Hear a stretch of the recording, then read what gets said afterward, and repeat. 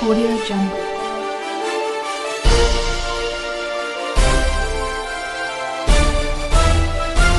Audio Jungle.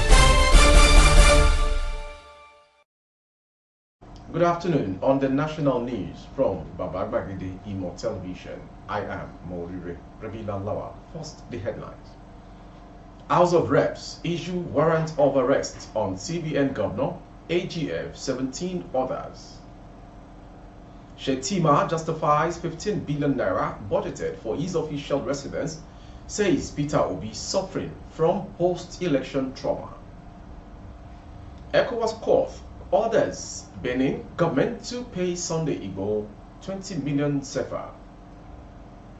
Ooni of Ife visit ex-Cbn governor Emefiele in Kuje prison, seek his release.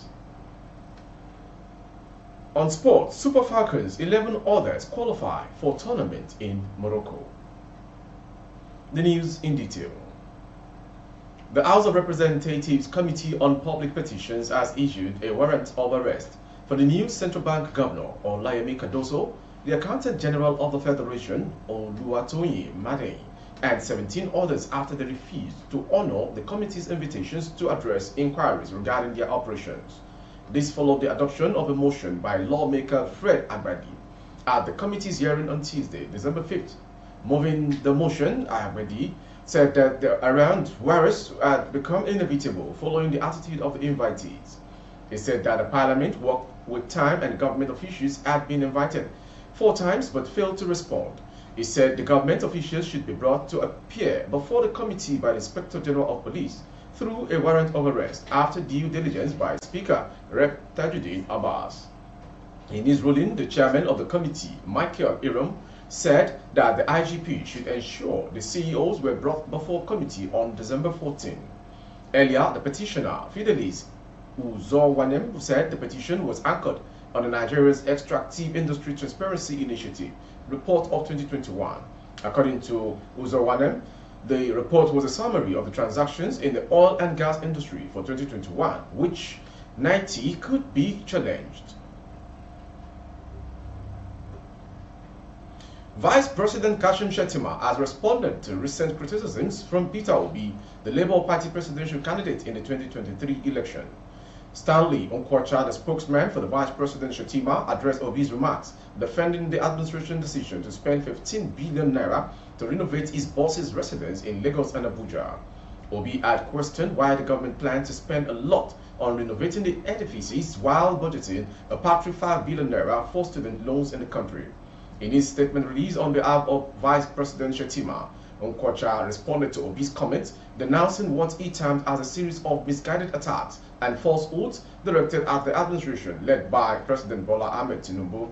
Onkwocha challenged the criticisms leveled by Obi, citing the allocation of funds for the renovation of the Vice President's official residence by the Federal Capital Territory Administration.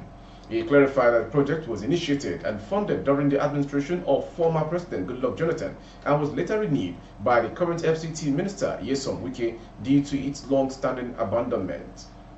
The spokesman defended the decision to resume the project, emphasizing the administration's commitment to completing long-abandoned public projects across the nation. The stance he suggested was in contrast to Obi's past directives as governor of Anambra State.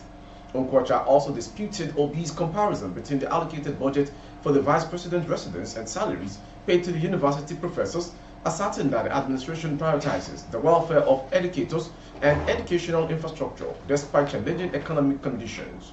Onkwocha further accused Obi of post-election trauma and divisive rhetoric, urging him and others in opposition to accept defeat gracefully and prioritize Nigeria's interests. The Community Court of Justice of the Economic Community of West African States, ECOWAS, sitting in Abuja on Tuesday, ordered the government of Republic of Benin to pay Yoruba Nation activist Chief Sunday Adeyemo, popularly known as Sunday Igboho, a sum of 20 million sefa for unlawful detention and violation of his fundamental human rights. In a unanimous judgment delivered by Justice Beribe Otaru, Sengo M. Kuruma, and Ricardo Claudio Montero, conclaves in the matter marked as directed in Chief Sunday Adeyemo aka Sunday Igboho versus Republic of Benin. The courts also ordered the Francophone country to comply with each order to pay 20 million CFA to Adeyemo within 3 months and report back to the court with evidence of payment. Counsel for the applicant Adeyemo includes Tosin Ojaomo, Aderemilekun Omojola Esquire, Dr. Janet Fashaki Esquire, and Irene Aklombesi, who represented the Republic of Benin. To attend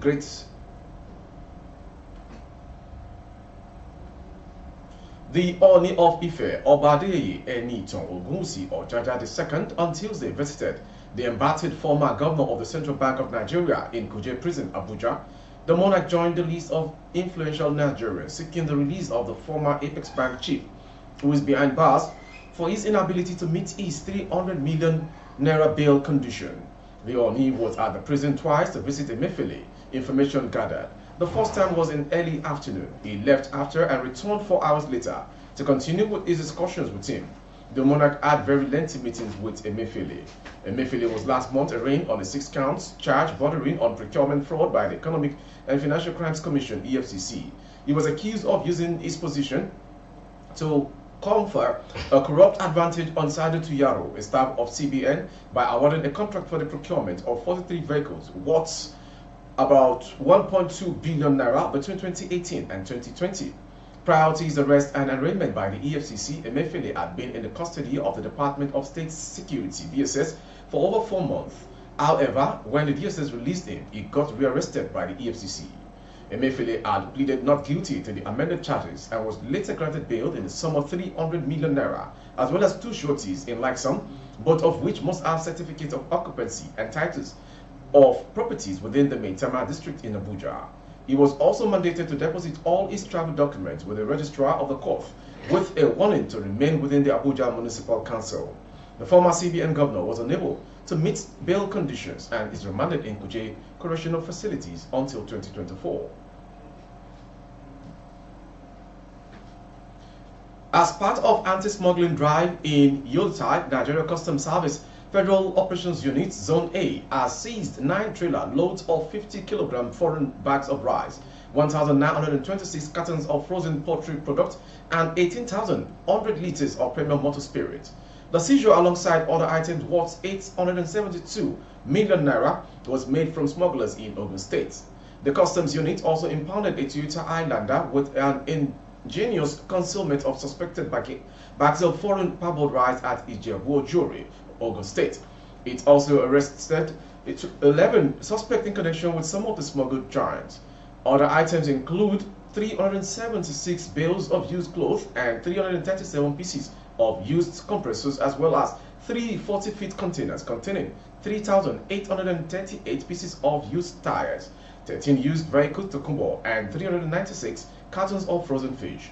Displaying their seized items at the custom warehouse in Ikeja, Lagos, the acting controller, FOU Zone A, Usaini Ejibonu, said the strategic deployment of officers with intelligence-driven anti-smuggling operations led to the discovery. Ejibonu said ingenious concealment is an activity that plays a significant role in smuggling operations and allow perpetrators to hide illicit goods. He said the seizures reflect customs' commitment to the discharge of its functions aimed at protecting the nation's economy and preventing the importation of prohibited and harmful products into domestic markets. On revenue collection, Ejibonu said 21.2 million naira was generated through thorough documentary checks, followed by the issuance of demand notice on consignments that were found to have paid lesser amount than the appropriate duty charge. Moving on to the next story, Dr. Happiness Eyinaya, aka Dr. Agi of Agi Medical Center located at Agbogo Igotera Market Road, Port Harcourt, who was arrested in October over allegations of child trafficking, has now been rearrested. This time, he is accused of making an act with a 20-year-old pregnant woman and selling her baby. Dr. Agi allegedly performed surgery on a pregnant woman identified as Rachel Sampson to remove her baby. She did not survive the surgery. Subsequently, the doctor took her baby away and it is believed he sold the child. According to the sister of the deceased, Dr. Happiness told the nurse to inform their family that Rachel died in a car accident. We tried contacting the number she sent, but it proved abortive. Then my parents went about a search of my late sister's body since an accident happened there. but the police and medical personnel told my parents that no woman died at the scene of the accident. The anonymous lady had claimed that she was POS agent and resided at Choba in River State, but that was false, as we found out that she was a nurse. She was eventually arrested and confessed that Dr. Happiness had brought my sister to stay with her for 1 week, but came to pick her up on Monday, November 13.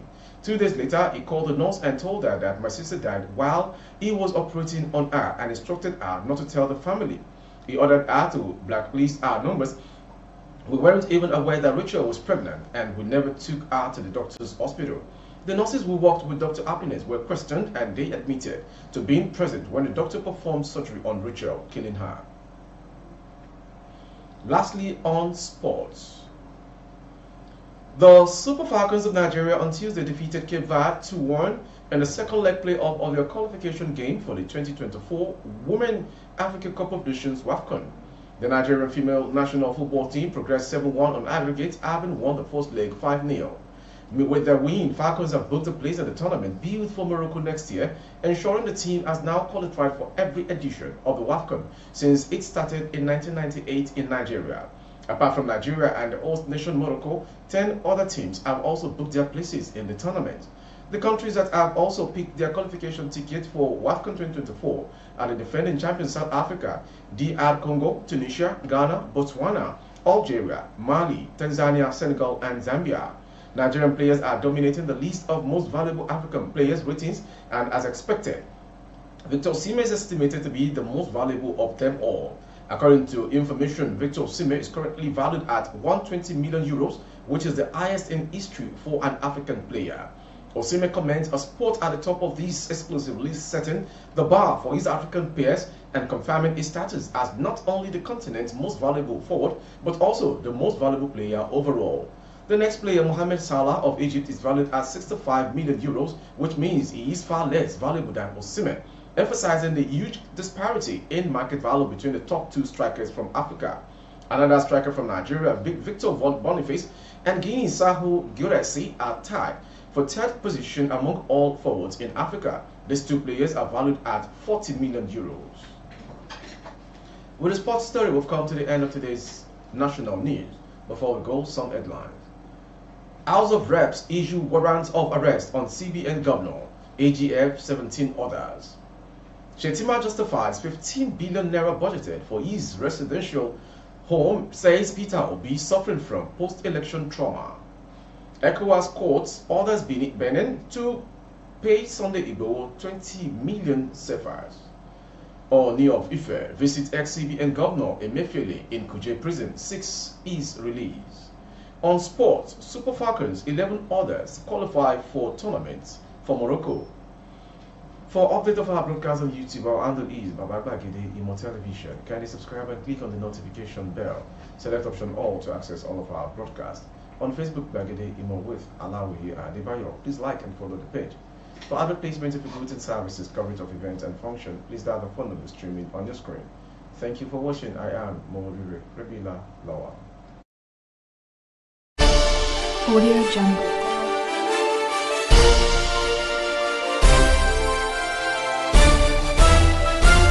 Audio Jungle.